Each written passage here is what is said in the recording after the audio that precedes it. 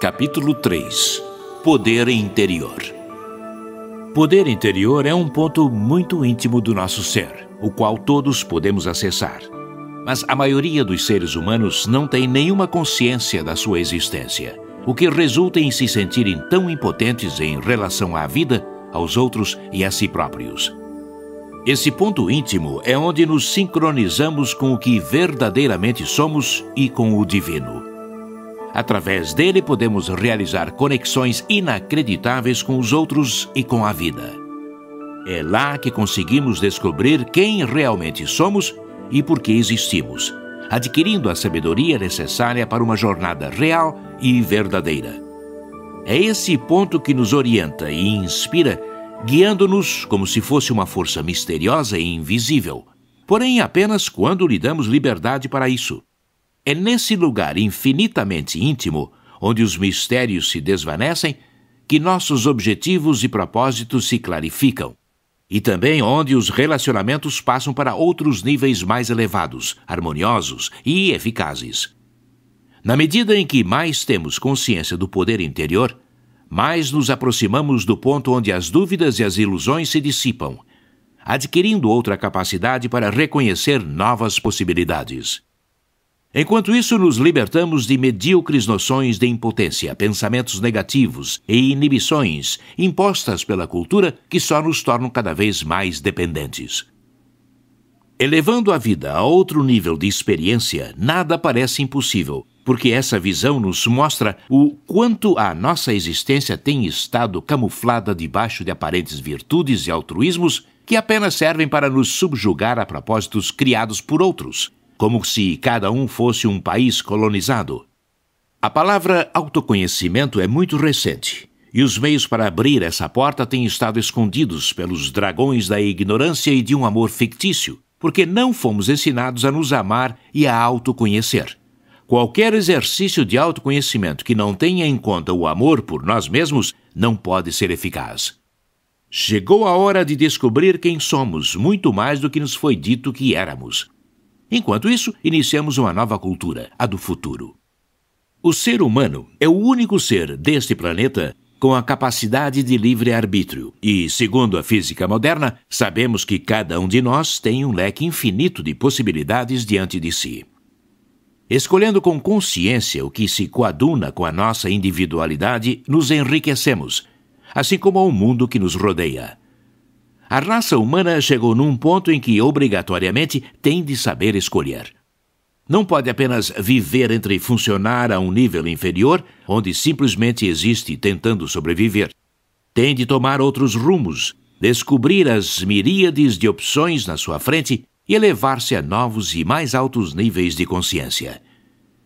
Transcendendo as impostas limitações culturais, o ser humano cria um novo mundo de objetivos e possibilidades.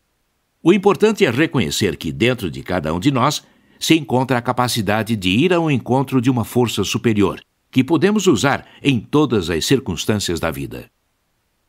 Palavras de Cristo em Marcos 11, 23. Qualquer que disser a este monte, ergue-te e lança-te ao mar, e não duvidar em seu coração, mas crer que se fará aquilo que diz, tudo o que disser lhe será feito.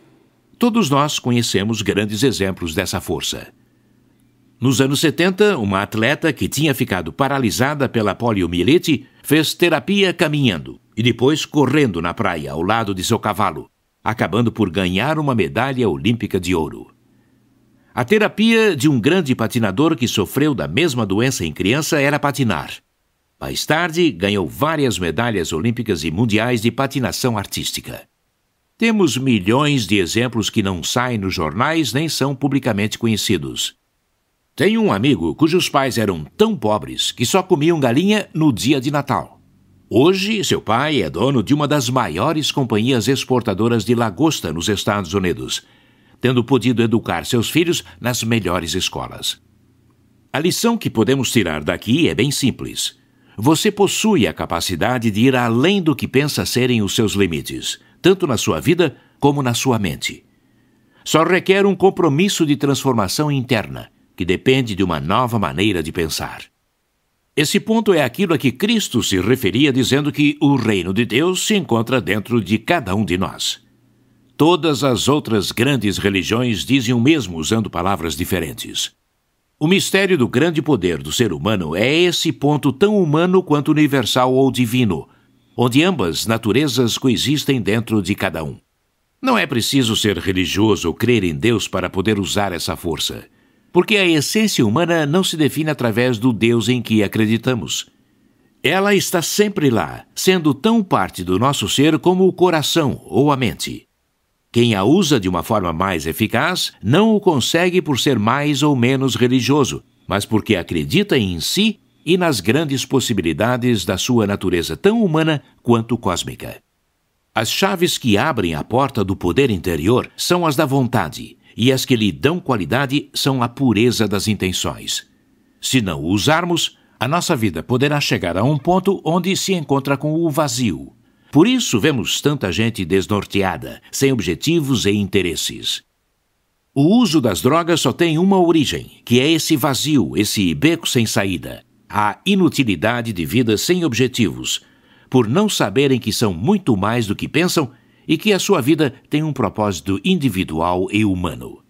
O uso do poder interior não pode ser implementado quando é sujeito a dúvidas, limitações culturais, dogmas ou a uma perspectiva apenas intelectual, porque vem de um ponto que é tão nosso quanto nos é superior e ao qual não temos dado importância. O uso desse poder é um encontro com a força universal, que sempre esteve dentro de você, esperando ser contatada, mas que é frequentemente ignorada porque a divulgação da existência dessa força não tem interessado aos que sujeitam os povos à ignorância e ao obscurantismo, para melhor dominá-los e tirar proveito de recursos puramente materiais. Contudo, o poder interior é a força que nos faz ir além de todos os limites, de todos os conceitos, de todas as prisões. Ele é a fonte dos nossos ideais e aspirações, assim como de urgências superiores a todos os deslumbramentos, além de nos encaminhar a procuras que muitas vezes parecem irracionais a mentes pouco desenvolvidas. Foi esse poder interior, essa força, que levou Shakespeare a procurar a fonte que o tornou capaz de comunicar grandes verdades, escondidas ao povo do seu tempo, porque é essa força interna que leva o poeta, o filósofo, o escritor, o cientista, o historiador e outros a sentirem uma vontade irresistível de traduzir em palavras a grandeza do que aprenderam e sentem. A eximiamente retratar a beleza, ordem, simetria e proporção no mármore ou no bronze. Foi daí que Rafael, Sandro Filipepe Botticelli, Leonardo da Vinci, Miguel Ângelo e tantos outros pintaram o aparente e o não aparente como ninguém. Foi também daí, dessa fonte, força e poder, que todos possuímos bem dentro do nosso ser, que compositores como Wagner, Tchaikovsky, Mozart, Beethoven, Bizet, Debussy, Bach e muitos outros se tornaram os eternos arautos do amor e da beleza, da grandeza e da nobreza, do heroísmo e da vontade.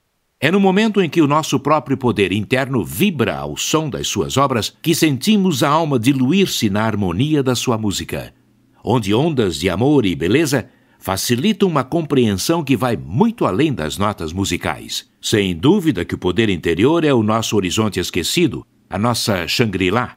O gênio da lâmpada de Aladim é você.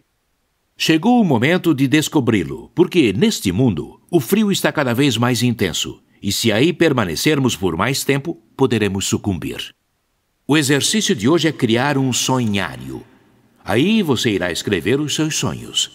Faça perguntas e converse com seu subconsciente durante o dia. Antes de dormir, exija-lhe uma resposta.